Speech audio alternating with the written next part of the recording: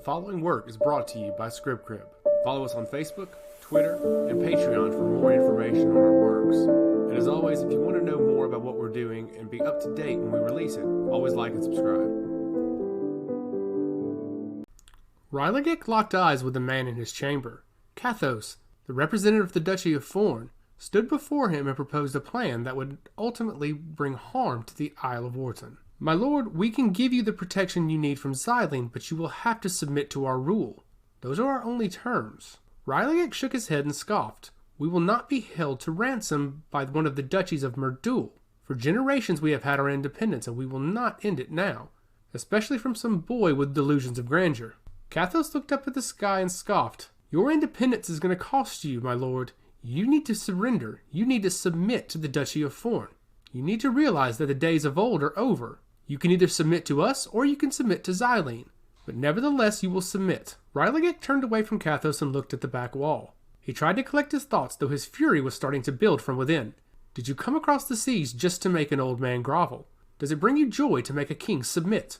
Is that your lot in life, Cathos? Rylagek's fury was building as Cathos folded his arms across his chest. His indifference was infuriating the king, but it was to no avail. He was there to deliver a message, and he had delivered it. King Rylagek Mertrallis, I will bid you my leave, and I will return in 1 week. In that time, you will need to get your affairs in order. The Isle of Warton will join the Duchy of Warton. There is no other option. Rylagek banged his hand against the table and turned around abruptly. We will not surrender. We would much rather suffer 1,000 deaths to the hand of Xylene than to submit to your rule. Cathos unfolded his arms and placed them on his hips. Then I suppose that will have to do. I suppose Xylene will then have his Naga invade. Rylagek approached Cathos with rage. For generations we have fought off Xylene's Naga, and that will not change. There are no numbers that he can send that we cannot defeat. If the Duchy of Warton seriously believes they can assist us, then perhaps they should send an army and not some boy to delegate with me. Now if that is all you have, please leave my sight. I'm sure your ship is waiting for you. Cathos turned and walked toward the door. He opened it up and exited to see both Evelys and Elise waiting on him. Thank you for your patronage, he said calmly as he walked forward. Your father is not one for reason. He's equally blind with rage as he is obsessed with tradition. The world is changing. Dunai is not the realm it was hundreds of years ago. Your father will have to change. Evelys took a deep breath and sighed. My father will never change, and neither will we. We are fiercely independent, and that will not ever be deterred. Cathos rolled his eyes and walked past them. Then your death will be the same as his. Evelys took a step toward the back of Cathos and looked at him with scorn. Are you threatening me, my lord? I would hate to think that a dignitary from the Duchy of Warton would be insulting the Prince of the Isle of Warton. Cathos paused and turned around. Prince Evelys, you can think of it as a threat if you wish. My intentions are noble and my intentions are pure. I have voiced my concerns to your father and he has sent me away. Your deaths will be on his hand. You will not be able to fight off Xylene's Naga for much longer. I give you my word. Within the year, this island will be underwater. Elise rolled her eyes and folded her arms across her chest before turning away. Evelys kept his eyes locked on the man before him. Evelys, it's not worth it. Let him go back to his ship and let him return to Cape de Grace. We can live our lives without him. With a little luck, Scare will be done in Teardret and back with some information on how we can defeat Xylene. Cathos laughed loudly. Do you honestly believe the scholars will have any knowledge on how to defeat Xylene or what even his intentions are? Evelys placed his hands on his hips and looked down at Cathos. Every day he sends Naga after our ships, and every day we come back. While we take casualties from time to time, we still survive. We are still a sovereign nation and we are still independent, no matter what duchy comes and pays us a visit. Your threats are idle banter and we will not entertain them. Now please, enjoy your trip back to Cape de Grace. I hope to never see you again. Evelys' rage was matching his father, but his ire was more directed, while Elise remained calm and focused. Cathos left the chamber, leaving both Elise and Evelys standing alone. Do you truly believe the Naga are going to attack us any more, Evelys? Inquired Elise. Evelys chuckled and turned away. Every day we fight them off, and every day we still survive. I don't think they have any more they can send. Elise exhaled slowly. I surely hope not. But perhaps something must be done. The breeze blew off the ocean as Todandik stood still just off the port. He remained in the shadows while watching the boat being loaded. He noticed the flags coming from Cape de Grace, and he knew the man who was coming onto the boat. Why is he meeting with Rylagek? Inquired Todandik. Todandik bit his bottom lip and tried to compose himself. He couldn't understand why Cathos was on the Isle of Warton. Meeting with Rylagek was not something that most people did. Though many emissaries would visit the island, rarely would anyone ever send someone so young. Could Cathos be going rogue? Thought Todandik as he folded his arms across his chest and stared out at the boat. He remained in the shadows, remained hidden, so that no one could see him as he pondered. Todandik remained calm and remained coy. He watched the dock workers surround the boat, loading it up with essentials before leaving.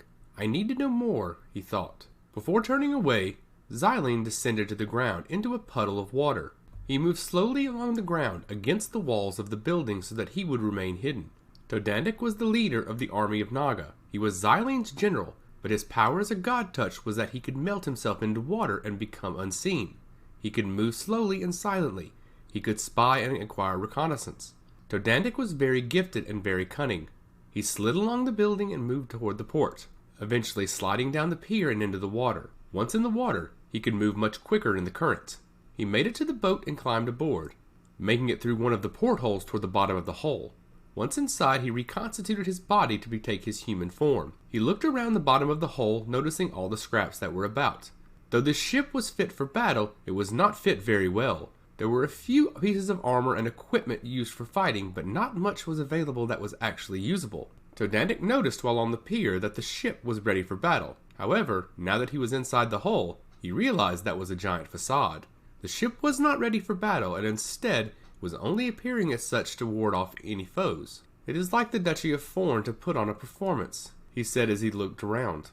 Against the wall were several chests. Without wasting much time, Todandik approached them and began to inspect them. Inside were several tomes of parchment. Todandik pilfered through them but found nothing of use.